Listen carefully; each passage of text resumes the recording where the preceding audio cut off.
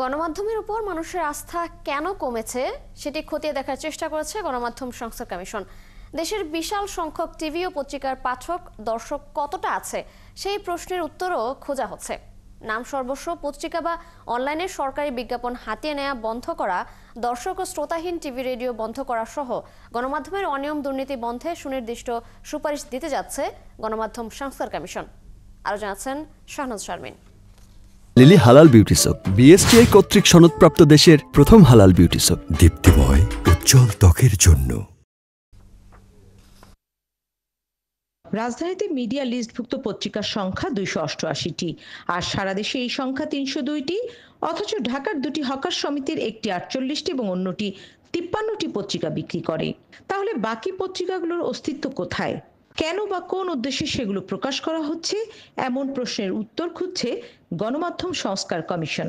মোট সারা দেশে মিডিয়া লিস্টভুক্ত তার পত্রিকার সংখ্যা 600-র বেশি। আমরা যাচাই করে দেখেছি বাজারে হকার সমিতি, তো যে কাগজের ক্রেতা নেই সেই কাগজ মিডিয়া লিস্টে থাকে কি? শুধুমাত্র তারা আছে ক্রয়পত্র এবং সরকারি বিজ্ঞাপন ফাঁকে ফুঁকে যে কোনো সময় সুযোগ সুবিধা মতন হাতিয়ে নিয়ে সেটা ছাপিয়ে সেটার থেকে আয় করার জন্য।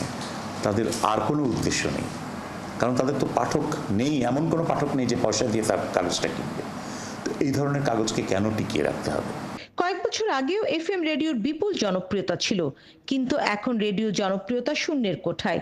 এরই মধ্যে বন্ধ হয়ে গেছে 10টি এফএম রেডিও। এসব গণমাধ্যমের টিকে থাকা বা না থাকা নিয়েও ভাবছে কমিশন। অনলাইন কিংবা টেলিভিশন যাদের কোনো শ্রোতা নেই, দর্শক নেই, সে প্রতিষ্ঠান কেন টিকবে? এটা তো স্বাভাবিক প্রক্রিয়া, এবং সেই স্বাভাবিক প্রক্রিয়া এটাকে একটা শৃঙ্খলার মধ্যে আনা দরকার। যারা টিকে থাকতে সক্ষম না সেগুলোকে আপনি পুনরুজ্জীবিত করতে পারবেন না, জীবন দিয়ে বাঁচিয়ে তুলতে পারবেন না। ঋণ খেলাপি টাকায় বা কালো টাকা সাদা করতে গণমাধ্যমে বিনিয়োগ হচ্ছে কিনা সেটি খতিয়ে দেখা, গণমাধ্যমের স্বচ্ছতা রাখা এবং গণমাধ্যম প্রতিষ্ঠানের আয় ব্যয়ের হিসাব দেওয়ার মতো সুপারিশের কথা ভাবছে কমিশন।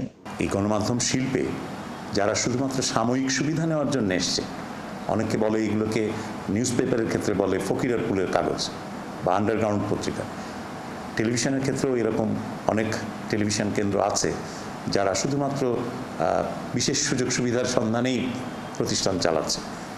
তাদের টিকে থাকা সম্ভব হবে না। বিজ্ঞাপনের বাজার দখল করা নিয়ে গণমাধ্যমে অসুস্থ প্রতিযোগিতা আছে, যা কিছু কিছু প্রতিষ্ঠানকে রুগ্ন করে দিচ্ছে।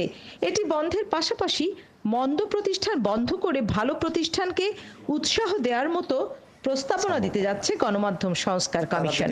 মন্দ প্রতিষ্ঠান যদি টিকে না থাকে তাতে তো কোনো অসুবিধা নেই, ভালো প্রতিষ্ঠানগুলোকে আরো ভালোভাবে টিকে থাকার সুযোগ করে দেওয়া দরকার। শাহনাজ শারমিন, 71, ঢাকা।